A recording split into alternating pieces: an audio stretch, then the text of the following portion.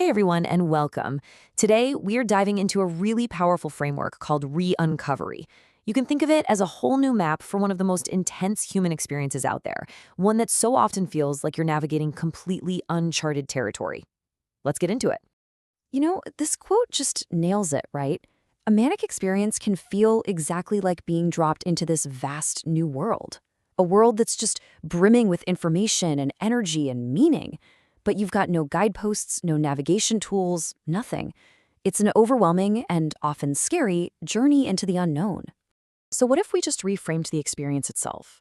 What if, instead of seeing it as a breakdown, the Re-Uncovery model invites us to see it as a kind of supernova of information? Like a massive download of data that is just way too much for our brains to process in real time. And this metaphor of drowning in information, it's just perfect. I mean, imagine being completely submerged in this sea of insights. The problem isn't that the information is wrong or invalid, it's the sheer volume of it. The challenge, right then and there, isn't to analyze every single drop, but just to keep your head above water. This brings us to a really key concept, the difficult meme supernova. It's a fantastic phrase because it just so brilliantly captures the nature of these insights. See, they're not simple, easy-to-digest ideas. They're complex, they're layered, they're explosive, and they totally resist being understood or even communicated in that moment. So what exactly is a difficult meme? Well, think of it as a really profound idea that's just too dense and layered to be easily copied or stabilized. It's like a signal that's packed with so much meaning that you can't just turn it into a simple tweet or a catchphrase. And that, right there, perfectly describes the kind of insights that can come through during a manic experience. Okay, so if mania is this flood of these difficult memes, how does our conventional approach usually handle it?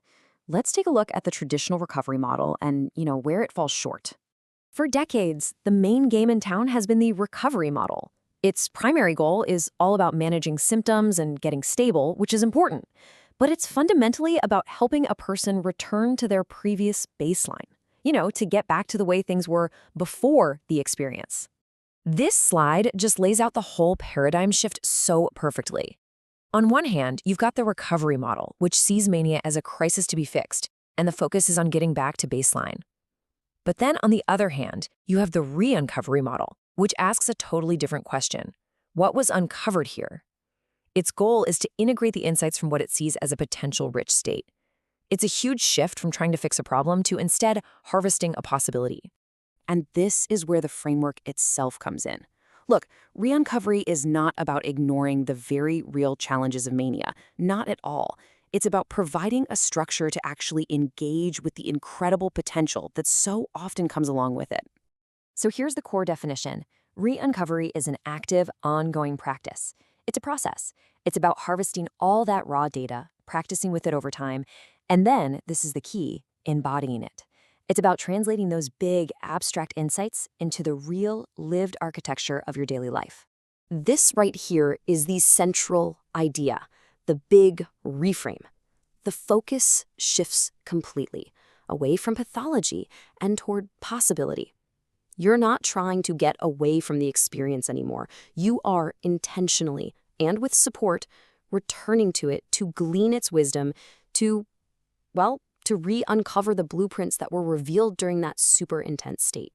The principles of re-uncovery are what make it so different, so unique. It's a model for eustress. That's a good kind of stress, that expansive, creative intensity. It is deeply rooted in personal responsibility. And what's really important is that this was a lived experience first, and then it was distilled into a structure. That means it's naturally creative, personal, and always evolving. It's a process that can actually turn a temporary, overwhelming state into a lifetime of meaningful growth. So how does this actually work in practice? I mean, how do you go from this really powerful idea to a tangible process that helps you integrate that flood of information? Well, the process is actually really practical and accessible. First, you just document the insights as they come, on sticky notes, in a journal, maybe voice memos, whatever works, and you do it without any judgment. Then you contain them. You give them a safe place to just rest. Now, the really key part is to revisit them later, when the intensity is past, when the waters have calmed. From that calmer space, you can begin the real work of integration, translating that raw data into creative projects, new ways of thinking, and real-world actions. I absolutely love this quote because it emphasizes patience and timing. During the flood, you don't have to understand everything. You don't have to swallow it all at once. The work is simply to gather the droplets. The deep integration, the part where you learn to sip, that happens later, with intention and in a much more grounded state. And this really is the entry point. The entire transformative process kicks off with one simple act, just giving yourself permission. Permission to receive your own experience, to honor it by writing it down, and to trust that it contains something valuable, even if you can't see the whole picture just yet. Okay, this final section connects this entire framework to one of our most powerful and ancient metaphors for transformation, the hero's journey.